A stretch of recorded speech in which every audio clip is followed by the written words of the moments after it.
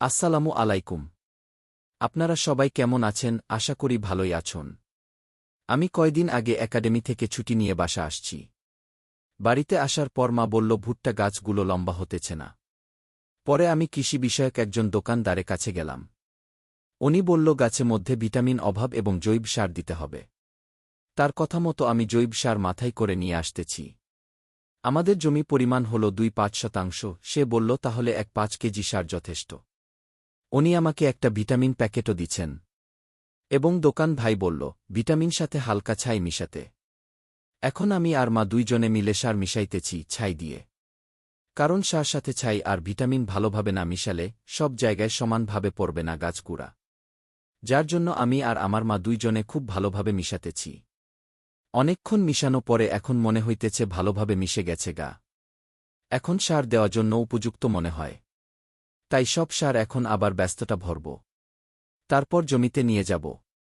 যার জন্য আমি হাফ প্যান্ট পরে নিলাম। এখন নেওয়া সময়। আমার বাড়ি থেকে বেশি দূরে না, আমাদের ফসলে জমি। সামান্য একটু হাঁটলে জমি পৌঁছানো যায়। ওই দেখা যাচ্ছে ভুট্টা খেয়ে।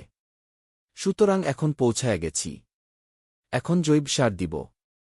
মা বলেছে গাছে পাতা জানি সার না পড়ে। তাহলে গাছে পাতা নষ্ট হয়ে যাবে। তাই খুব সাবধানে আমি সার দিতেছে। ভুট্টা সার দেওয়ার জন্য অনেক নিচু হতে হয়। আর এক লাইন থেকে শুরু করতে হয়। আবার শেষ পর্যন্ত গিয়ে আরেক লাইন দিয়ে আসতে হয়। এভাবে সার দিতে হবে। কারণ উপর থেকে দিলে সারগুলো পাতা পড়বে, পাতা সার পড়লে পাতা কালো দাগ ধরে যাবে। এর ফলে গাছ মারাও যেতে পারে। যার জন্য নিচু হয়ে ভুট্টা গাছে গুঁড়া সার দিতে হয়।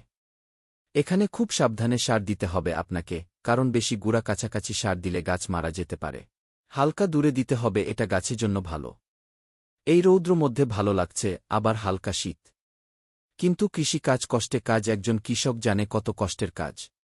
এবং আপনাকে দেখতে হবে ভুট্টা গাছে গুঁড়া ঘাস আছে নাকি। যদি ঘাস থাকে তাহলে আপনাকে ঘাস পরিষ্কার করে সার দিতে হবে। কারণ ঘাস সহ সার দিলে ভুট্টা গাছে কোনো উপর হবে না। এর ফলে ঘাস আরও বড় হয়ে যাবে, পরবর্তীতে ভুট্টা গাছ আর বাড়তে পারবে না। যার কারণে আপনাকে এই সব বিষয়ে খেয়াল রাখতে হবে।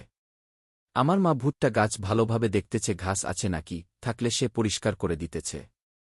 অনেকক্ষণ সার দেওয়া পর সম্পূর্ণ জমি শেষ হল সার দেওয়া। কোমর আমার ব্যথা হয়ে গেছে, দাঁড়াতে পারতেছি না মনে হয়। এখন বাড়ি চলে যাব। সব সার শেষ আর সম্পূর্ণ জমিতে দেওয়া শেষ।